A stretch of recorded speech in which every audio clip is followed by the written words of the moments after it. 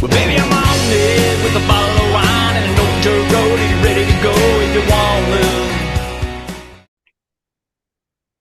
Hey, thanks everybody for joining us today. Oklahoma's best podcast. Today we are with Laine. He is from Opolis. They're in Norman, Oklahoma. Laine, thanks for joining us. Hey, pleasure to be here, Jake. Laine, let's start with you. Give us a little background on you. Where'd you grow up? Talk a little bit about your family and career. Oh, I grew up right here in Norman. Dad worked at OU, so I've been right around here in the 405 my whole life. Always into music, so family. Yeah. Big influence in that. My brother started taking me to shows, and when I was probably 13, 14 is when I first ended up at Opolis. So getting into trying to see local bands and find the local venues was a big part of my upbringing in Norman, and yeah. Okay. Well, let's jump into Opolis. I've never been there. I've heard a little bit about it, but when we put our social media post out there, a lot of people recommended it. So I guess give us a little history on it. Sure. Yeah, it's a long-standing place. Let's see, when did it start? It's been there about 20 years. It started as a practice venue for the Starlight Mints, who are a pretty legendary Norman band.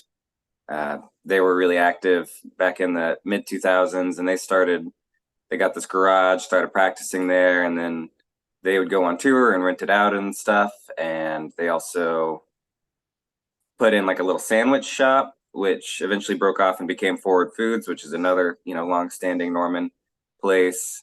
And over the years, Andy and Marion Nunez they're the owners and the members of the Mints who created Opolis. They took it and ran with it and slowly put it together over the last 20 years and built it up from a little former transmission shop garage into a really mighty tiny little venue. And they over the years brought in pretty remarkable artists, Melvins, Devachka, Acid Mother's Temple, Melt Banana, Mitski, all sorts of people who have no business playing at a 120 cap venue. And then, so they were running it up until, let me take it back a little bit, because I got in there maybe about like 2015, 2016 is when I started playing there a lot. And I got to know the owners really well. And they were always extremely supportive of my music, whatever the project, whatever the band, they always gave me a stage. Sure. And so to this day, it'll probably always be the stage I've played on the most in my life. That's awesome. And then three questions. Three questions people are always going to want to know. And this is just going to help because this is a podcast. We want to give them every bit of senses that we can. So 3 questions. What does it look like? What does it smell like? Meaning food, things in the air. Maybe it just smells like vintage. Who knows? And what does it sound like? What are they going to hear when people come there? So let's go back to number 1. What does it look like? Sure. Yeah. The aesthetic is very much the same as it was. The previous owners, their style, we're keeping that going. It's black on black. We love black walls with wood paneling trim. So it's really dark in there, but we also have lots of ambient lighting. So it's got sort of like an Art Deco kind of a feel to it, a little Bauhaus, sort of minimal, always a little minimal. That's how we kind of keep the style, but it's dark, it's comfy. There's chairs that sort of float around, so the interior sort of the feng shui changes with the show. But you walk in and you see a stand where you'll get your ticket or whatever for the show, and there's a pastry case there filled with sandwiches and baked goods and cokes and stuff. We're an all ages venue. That's one of the big things. So we always have to, we like to have something for the kids, snacks and sodas and all that kind of stuff. So that's the first thing you see. And then it's not a very big place. You're going to see the whole place in about the first 30 seconds. And as soon as you make a left, you're gonna see the stage, and the stage is really the highlight of the thing. It's kind of in your face at all times. Um, so when you come in, that's what you're gonna see. And you're gonna see, one of our smiling bartenders at the bar. The bar is pretty big, but it offers a nice. It's all you can see the whole stage, the whole length of it down. So, uh, it's sort of a channel running straight from the door around the pastry case through the bar right to the stage. Yeah. We often have our disco ball going. We always turn it off if anybody is ever photosensitive, but Right. there's a good chance the disco ball will be on. Yeah. And you're gonna smell. It's got a bit of that vintage smell. There's a certain amount of history, but we are a vegan restaurant, so in addition to the normal bar smells, you also get lots of fresh baked bread or Yeah. pizza. There you go. We bake all of our bread in house.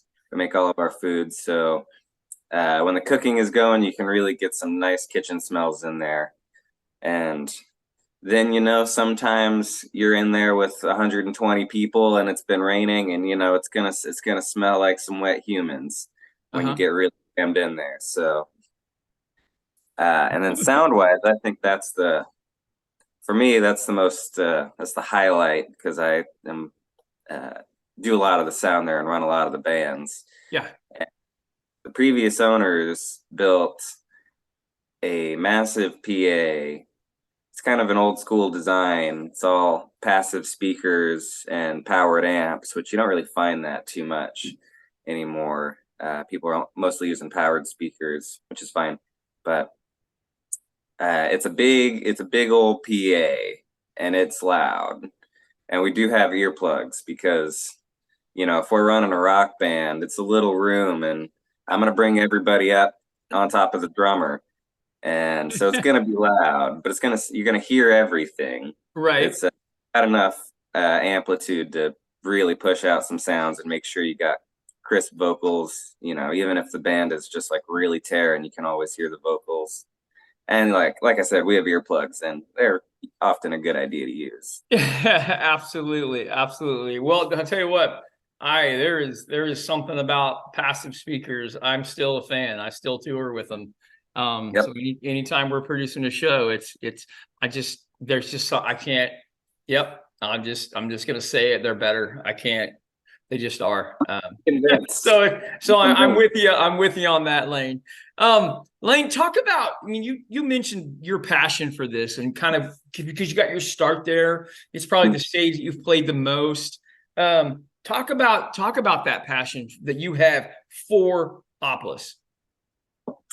Yeah, I love Opolis. It's sort of ridiculous to me to be in this position. I'll kind of go into how the ownership transition happened a little bit later on, but music has been, for me, it's been I feel like I've been kind of failing upwards my whole life, and not in a bad way at all. Right. But I've always been really dedicated to DIY, just making it happen ourselves. And Opolis was a very early example of oh, you can just do this. You don't have to be anybody special. You don't have to do anything extremely fancy. You just have to want to bring in bands and make a stage for them, have some drinks, and the people will do the rest. Yeah. So I learned from them early on that you can just do shows. So yeah, 10 or so years ago, me and my friends started doing DIY venues. They would be the bar and the real place, and then off to the side, you could come see some hardcore bands at our place. And so they just really inspired me to get into booking shows, and that sort of took me on all sorts of different little tangents over the years. And I was really, really happy to just let Opolis be Opolis, and I was going to do my own thing. But then last year, Andy and Mary Nunez, they decided they were ready to sell and move on to the next thing that they're doing in their life, and that sort of lit a fire under a few of us, everybody in the co-op pretty much, we've all either worked at Opolis or have played shows there or worked, just directly for the Nunez for off and on for the last 10 years. So Wow. we kind of all I kind of realized all at once, it was like, oh, it's not just me. Like there's a lot of us actually that are kind of, have this same kind of relationship and want to see it going.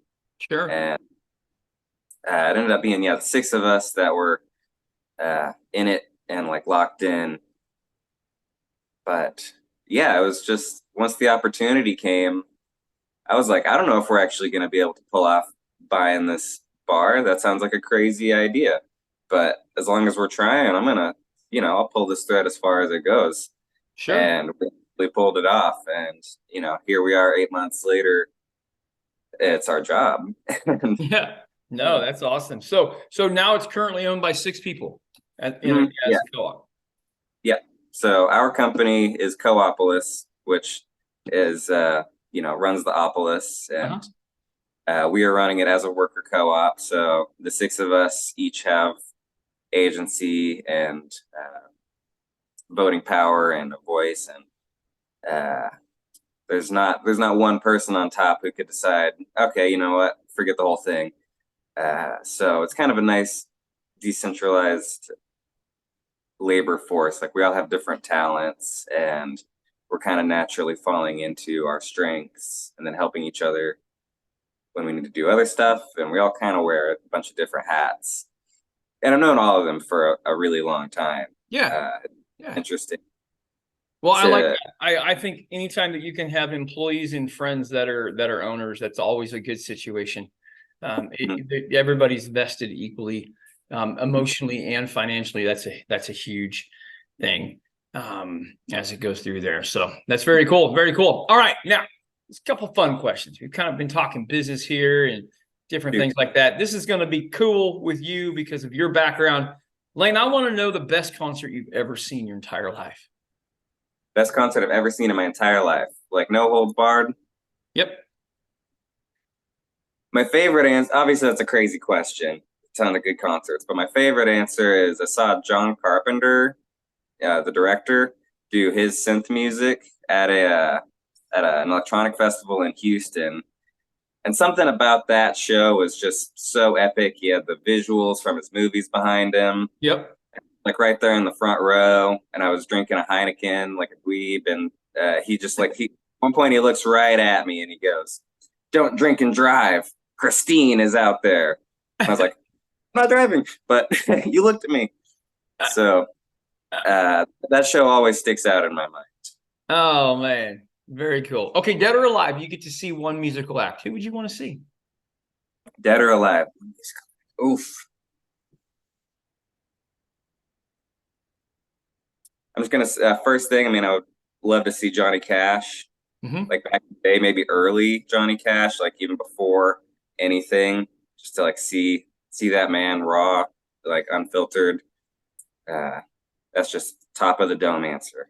But there you go. There you go. There you go. All right. Most important, how do people find out more about Opolis? Where are they going to find out your concerts? How are they going to find out ticket information? Right. We keep all that updated on the website as much as possible. You can always check the website. The Instagram is a little more active, like a little more like, in the moment, like, if you want to find out what's happening that week, that day, who's hanging out, what's going on, what we're cooking. The Instagram is always a good way to go. All of our ticket information is on Eventbrite, which there should be Facebook events linking to those Eventbrites. So yeah, we're trying to get that digital SEO going so that, it's as easy as possible for anybody to find their way in. I'm out there hanging up flyers.